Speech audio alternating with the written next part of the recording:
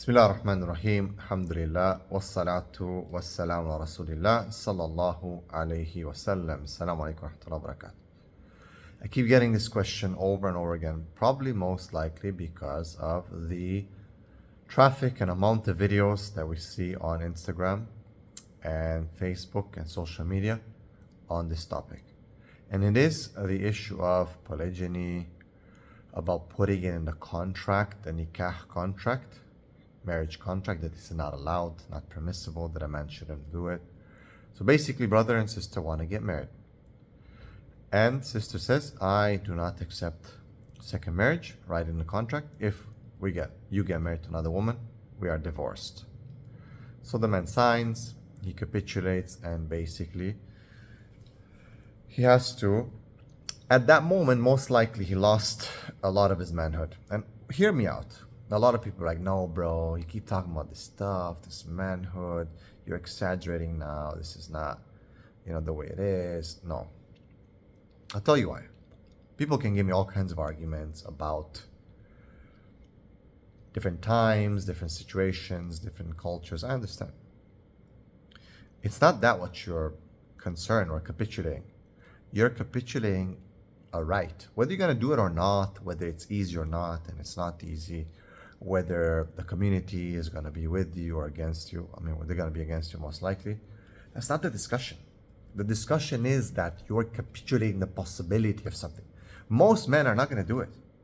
Most women don't have to put in the contract. Most men are not going to do it. They cannot do it. It's too difficult. Everyone's going to think they're a criminal. There's just so many. I've talked about this in so many videos. For most men, it's just a fantasy. And they shouldn't rub it in their wife's nose all the time. They shouldn't joke about it all the time. I'm always saying to men, just look, man, stop talking about it, stop joking about it if you're not going to do it. And most of them will not do it. Should they do it? I do believe that there is a crisis in the Ummah right now, and that polygyny would solve a lot of these problems.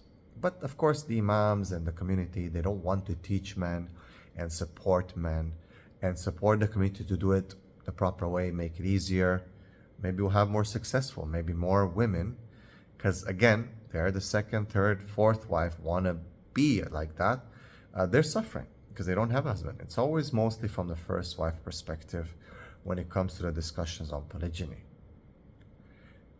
So a lot of the Imams are gonna encourage women on these videos to say, hey, you need to put in your contract. But Imam so-and-so said this, and Imam so-and-so said that. I've already made videos about this, explain how it works. And yes, there's opinions that if you put this clause in the contract, that it is binding. It's an opinion on big scholars, and it is what it is. However, they probably, at that time, again, was a different situation. And and I cannot argue. I believe it's on the other opinion. I support the other opinion. But let's put the opinions aside. Because, I can't go against Imam so-and-so. It's very difficult. What a lot of Imams fail to tell you is that you yourself have the right to also add clauses in the contract. And if the woman adds clauses and conditions, that you can add conditions as well as a man. No one is willing to tell you about this. No one is willing to explain this point to you. Because again, it's a gynocentric world. Even the Imams, sadly, may Allah guide them, are constantly reinforcing the main consumers of their social media accounts, i.e. females. And they're kind of demand supply, producing their speeches to that. They know who their audience is. Trust me, everyone goes into their little profile thing and they check the audience. How many subscribers did I get? Which country they're from? They're females or males? So they don't teach you as men, okay, brother, but you also have the right to put this in the contract. So let me teach you that, brothers. If a woman says to you, I will not tolerate second marriage, write in the contract. Because Imam so-and-so said this, and the big scholars of the past, I cannot go against that. Okay, no problem. Khair, khair. If we take that opinion, I don't agree with that opinion because there's other big scholars who say no, it's not permissible to add this clause into the marriage, specifically this clause. But let's say it's permissible. Let's say we take that opinion because there's big scholar again. Okay, so let me teach you. So you men also have the right to say, okay, so my conditions are, for example, that if you do not cook and clean and be a traditional wife, as Fatima radiallahu anha was, the wife of Ali radiallahu anha, and if you're not like Khadija radiallahu anha, really like her, not what you're thinking about the businesswoman, because that's not how she only was.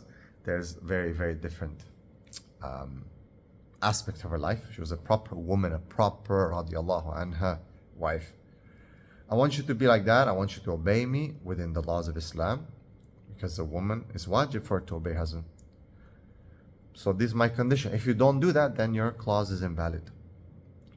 If you, for example, don't take care of yourself and only beautify yourself for outside and not inside, not for me, then basically the clause is invalid. If you do not give me intimacy, you're only excused during your period and when you're really, really sick.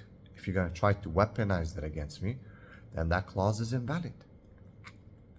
If you're not going to take permission, you're going to befriend people I don't like, and you're going to go out with your friends at 11 at night thinking that you're free and independent, then this clause is invalid. You can put your conditions. Again, look, all I said is Islamic. This is all within a man's right anyway. Oh, he's controlling. Oh, he's trying to be this. Oh, he's trying to be that. No, it's not. I'm just telling you what Islam actually, you're putting in the clause what Allah has already given you as an authority. But if they're playing that no second wife thing, and you can put your conditions that if you fail at being a wife, which you shouldn't because you're supposed to do it anyway, but if you fail at these things, and I'll be very generous and very, understanding, but if you keep going and you keep bashing my head in and don't do your duty and you wait for me at home with, ordered pizza all the time, and you don't take care of the house and you don't prioritize having children and you're always focusing on career, then the clause is invalid. You understand? Imagine if you were to go to a marriage and say, okay, fine, I won't marry a second wife. So my condition is that if you don't cook for me every day, you're divorced. Oh, how can you say that? Oh, but you just said that if I'm going to marry a second wife, I'm divorced. Okay, so I'm saying if something less, that if you don't cook, then you're divorced. That if you don't wear proper hijab, you're divorced. That if you do not give me intimacy and you go on days and days and give me cold shoulders and try to be angry with me, then you're divorced.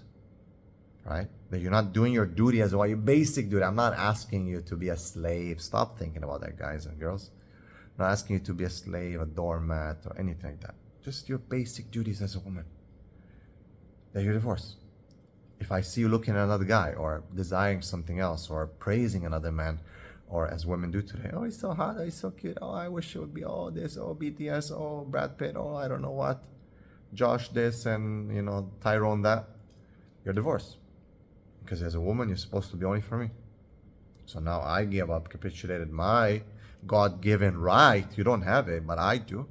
And you're telling me how cute this guy's in a Turkish soap opera? Or something like that? No. Right? So you as men have the right to put conditions in the nikah. It is a contract.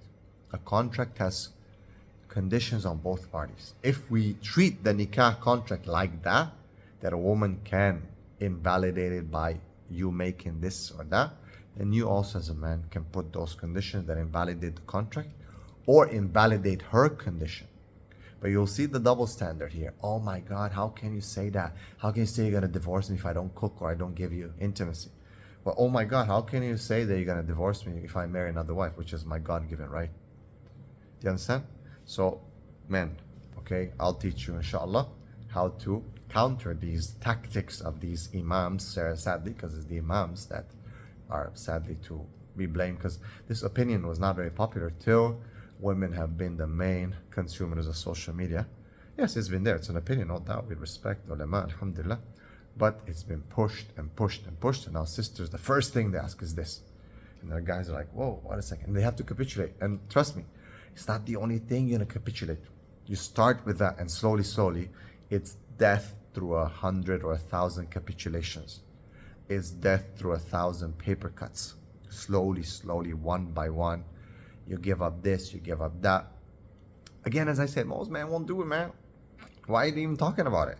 Most men are not going to do it. But you see, it's because it's been pushed so much on social media, and they feel so good about themselves, how smart they've been to popularize this opinion. Now the sisters feel so empowered. Now they feel like they got one above you from the beginning. And that's not a good way to start your imamate or your leadership as a man in your marriage. May Allah help us understand. Like and subscribe. DM me. Assalamu alaikum.